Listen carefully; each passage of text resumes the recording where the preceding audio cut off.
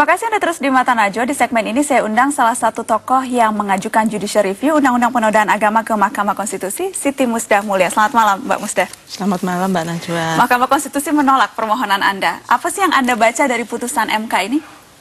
Ya, itu kayaknya udah diprediksi dari awal deh. Jadi kami tuh nggak merasa kalah, nggak merasa menyesal. Sudah kecewa. Memprediksi dari awal? Dari awal kami sudah tahu, apalagi ketika Mahkamah Konstitusi mengeluarkan penolakan terhadap Undang-Undang Pornografi, kami udah yakin pasti kami juga ditolak karena idenya itu sama seperti itu. Oh begitu? Ya karena penamaannya kita sebenarnya kalah dari nama ya. Jadi nama undang-undang ini bagus banget gitu. Undang-Undang Pencegahan Penodaan atau penyalahgunaan agama. Jadi dari namanya saja ini bagus banget loh ini. Jadi kalau orang yang menolak ini undang-undang ini berarti itu suka menodai agama atau suka menyalahgunakan agama. Jadi kesannya itu memang kalah di penamaannya sama dengan undang-undang pornografi. Orang yang nggak suka dengan undang-undang itu berarti pasti suka yang porno-porno kali ya gitu. Jadi dari namanya saja itu sudah menimbulkan di masyarakat, banyak masyarakat yang nggak baca undang-undang itu. Oh, undang-undang ini bagus banget loh, melarang orang melakukan penodaan agama. Pasal-pasal yang kami merasa keberatan dalam undang-undang ini adalah tidak bolehnya seseorang atau kelompok memberikan penafsiran atau melakukan penafsiran yang bertentangan dengan pokok-pokok ajaran agama tertentu, dan itu dianggap menyimpang. Pertanyaannya, apa yang disebut dengan menyimpang? Apa yang disebut dengan tafsiran? Dan apa yang disebut dengan pokok-pokok ajaran agama tertentu? Tadi Ketua Mahkamah Konstitusi mengatakan bahwa negara tidak melakukan penafsiran itu, tapi yang melakukan adalah otoritas-otoritas tertentu yang berada dalam agama itu. Nah, persoalannya siapa yang ada di sana? Itu kan persoalan juga. Jadi kalau misalnya sekarang ini di dalam agama Islam kita punya Majelis Ulama Indonesia, dan dianggap bahwa penafsiran mereka lah yang memiliki otoritatif. Ya kalau itu anggapan mereka, anggapan negara, berarti negara mengikuti majelis agama ini. Pertanyaannya, kalau majelis agama ini kebetulan dikuasai oleh orang-orang yang tidak demokratis, lalu negara mau Anda melihat setuju? Itu yang terjadi sekarang, bahwa majelis-majelis agama dikuasai oleh orang-orang yang tidak demokratis? Kelihatannya mengarah ke sana. Karena keputusan-keputusan yang dilahirkan oleh fatwa-fatwa oleh majelis-majelis agama ini, fatwa-fatwanya agak aneh gitu, cenderung tidak demokratis. Mbak Musdah, tapi Anda pada dasarnya apakah Anda sependapat bahwa setiap kebebasan tentu harus ada aturan-aturan yang kemudian mencegah supaya ini tidak menjadi berlebihan, kan? Oh iya, pasti.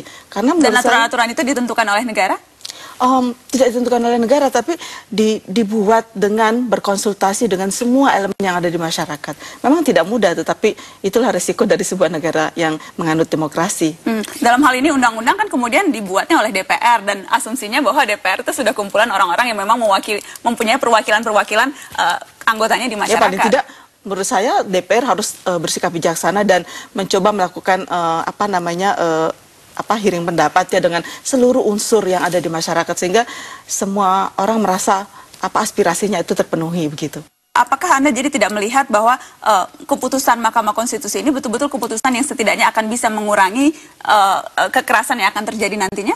Loh, undang-undang itu kan sudah ada sejak lama, dan ternyata undang-undang itu yang dipakai oleh kelompok-kelompok tertentu untuk untuk membenarkan dirinya, ya, mendiskreditkan, bahkan melakukan kekerasan terhadap orang-orang yang berbeda. Itu kan yang terjadi di masyarakat kita. Undang-undang itulah yang digunakannya. Jadi ketakutan orang-orang kalau undang-undang ini dicabut, ya karena mereka nggak punya payung untuk melakukan yang seperti yang selama ini mereka lakukan. Nah, tadi saya dengar kalau misalnya ada yang khawatir kalau undang-undang dicabut, lalu apa payungnya? Loh, kita kan punya KUHP, jelas sekali mereka yang melakukan penodaan agama, melakukan kekerasan, ya ditangkap saja sesuai dengan apa yang ada di KUHP itu kan. Tanpa perlu spesifik diatur dalam undang-undang itu sendiri? Ya, nggak perlu lah, karena KUHP itu sudah jelas bahwa siapa yang berlaku kekerasan, melakukan anarkis, ya itu kan kerjaannya polisi untuk menangkapi orang-orang seperti itu, dan itu sangat jelas. Apa sih menurut Anda kesalahpahaman terbesar yang seringkali dialamatkan pada orang yang mempunyai konteks yang berbeda dalam hal ini? Ya karena masyarakat kita itu salah memahami apa yang dimaksud dengan kebebasan beragama. Itu yang saya melihat, bahwa kebebasan beragama itu seringkali dipahami sebagai paham yang sering disebut dengan nihilisme, ya, meniadakan identitas agama, atau juga disebut dengan sinkretisme atau mencampur adukan ajaran agama gitu ya, ketakutan-ketakutan seperti itu. Dan juga dianggap bahwa kebebasan beragama itu adalah kebebasan yang tanpa batas. Menurut saya ini adalah sebuah konsep atau sebuah pemahaman yang sangat keliru. Tetap saja bahwa di dalam di dalam instrumen internasional mengenai kebebasan beragama. Kebebasan beragama itu tetap harus diatur oleh pemerintah, tetapi jelas bahwa itu mencakup ketertiban umum. Nah, ketertiban umum harus didefinisikan bersama, nggak boleh didefinisikan sepihak. Dan ada nilai-nilai agama. Di pasal 28J kalau tidak salah itu kan disebutkan bahwa ada nilai-nilai agama yang memang kemudian menjadi ukuran. Iya, nilai-nilai agama yang mana dulu dan didefinisikan oleh siapa. Nah, ini juga harus menjadi menjadi jelas bahwa siapa yang boleh mendefinisikan apa yang dimaksud dengan pokok-pokok ajaran agama atau nilai-nilai agama. Siapa menurut Anda, Mbak Musda, yang bisa mendefinisikan itu? Karena kan kemudian semua orang pasti memiliki klaim bahwa dialah yang paling berhak untuk mendefinisikan. Kalau saya jelas sekali bahwa siapapun berhak mengajukan definisi, tetapi pemerintah tinggal melihat koridornya itu adalah apakah itu sesuai dengan Pancasila, sesuai dengan Undang-Undang Dasar 45, sesuai dengan prinsip kebinekaan kita, dan sesuai dengan prinsip NKRI kita. Jadi 4 koridor ini jelas sekali. Penafsiran agama pun menurut Anda ukurannya dengan 4 hal itu? Ya karena kita di Indonesia kan.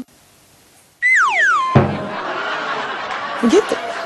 Penafsiran agama. Jadi kalau penafsiran agama Islam kemudian dinilai apakah sesuai dengan Pancasila, NKRI, Undang-Undang Dasar dan sebagainya. Karena kita berada di Indonesia.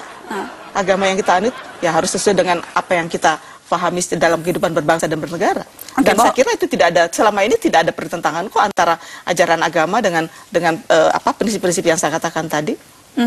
Baik, setelah keputusan ini adakah langkah tertentu yang akan Anda ambil selaku pemohon? Ya, buat kami sih tetap saja kami akan melakukan upaya-upaya rekonstruksi budaya di masyarakat sehingga masyarakat tidak lagi memahami agama secara rigid, tidak memahami agama itu secara hitam putih sehingga melihat orang yang berbeda itu sebagai sesat dan menyimpang. Ya, upaya-upaya itu tetap akan kami lakukan dan juga melakukan upaya-upaya reformasi hukum tetap aja kita akan coba lakukan lagi. Dan juga yang ketiga itu adalah upaya-upaya melakukan reinterpretasi ajaran agama sehingga ajaran agama yang terbangun di masyarakat itu betul-betul ajaran agama yang akomodatif terhadap nilai-nilai kemanusiaan dan juga sesuai dengan prinsip-prinsip kebinekaan kita. Bu Siti Musda Mulia, terima kasih waktunya di Mata Najwa malam ini. Selamat malam.